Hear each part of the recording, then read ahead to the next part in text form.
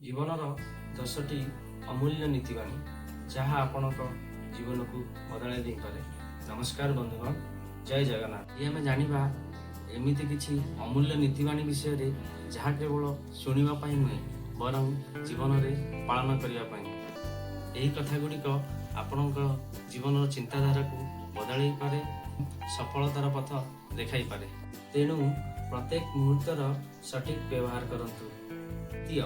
ସତ୍ୟର ପଥ ସବୁବେଳେ କଠିନ ହୋଇପାରେ, କିନ୍ତୁ ଶେଷରେ ସତ୍ୟର ହିଁ ବିଜୟ ହୁଏ। ମିଛ କଥା କିଛି ସମୟ ପାଇଁ ଲାଭ ଦେଇପାରେ, କିନ୍ତୁ ସମ୍ମାନ ଦେଇପାରେ ନାହିଁ।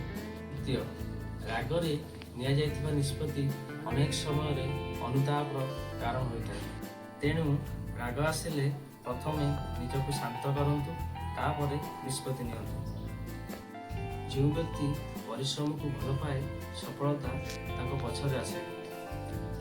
ତେଣୁ ଭାଗ୍ୟକୁ ଦୋଷ ଦେବା ପୂର୍ବରୁ ନିଜର ପରିଶ୍ରମ ବଢ଼ାନ୍ତୁ। ପଞ୍ଚମ, ଭଲ ବନ୍ଧୁ ଜୀବନର ସବୁଠାରୁ ବଡ଼ ସମ୍ପଦ। ଖରାପ ସଙ୍ଗତି ଭଲ ଲୋକଙ୍କୁ ମଧ୍ୟ ଧୀରେ ଧୀରେ ଖରାପ ପଥରେ ନେଇଯାଏ। ଷଷ୍ଠ, ଅହଙ୍କାର ସବୁବେଳେ ମଣିଷକୁ ତଳକୁ ନେଇଯାଏ। ଯେତେ ବଡ଼ ହୁଅନ୍ତି କି ନାହିଁ, ସର୍ବଦା ନମ୍ର ରୁହନ୍ତୁ। ଫଳରେ ଭରିଥିବା ଗଛ ସବୁବେଳେ ନଇଁ ପଡ଼େ। ସପ୍ତମ, ଅନ୍ୟର ସଫଳତାକୁ ଦେଖି କେବେ ଇର୍ଷା କରନ୍ତୁ ନାହିଁ, ତାଙ୍କଠାରୁ ପ୍ରେରଣା ନିଅନ୍ତୁ। ଇର୍ଷା କେବଳ ମନର ଶାନ୍ତକୁ ନଷ୍ଟ କରେ। ପିତାମାତାଙ୍କୁ ସମ୍ମାନ କରନ୍ତୁ।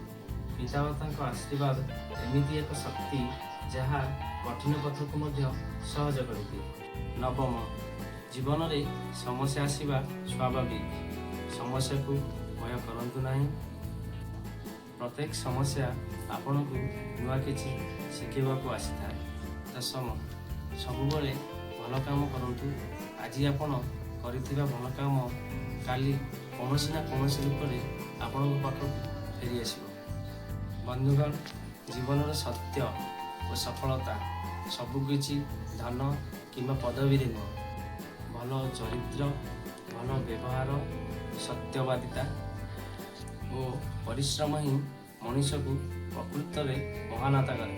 ଆଶା କରୁଛି ଏହି ନୀତିବାଣୀ ଗୁଡ଼ିକ ଆପଣଙ୍କୁ ନିଶ୍ଚିନ୍ତ ପ୍ରେରଣା ଦେବ। ଯଦି ଭିଡ଼ିଓଟି ଭଲ ଲାଗିଥାଏ ତେବେ ଲାଇକ୍ କରନ୍ତୁ, ନିଜର ପ୍ରିୟଜନଙ୍କ ସହ ସେୟାର କରନ୍ତୁ। ଜୟ ଜଗନ୍ନାଥ।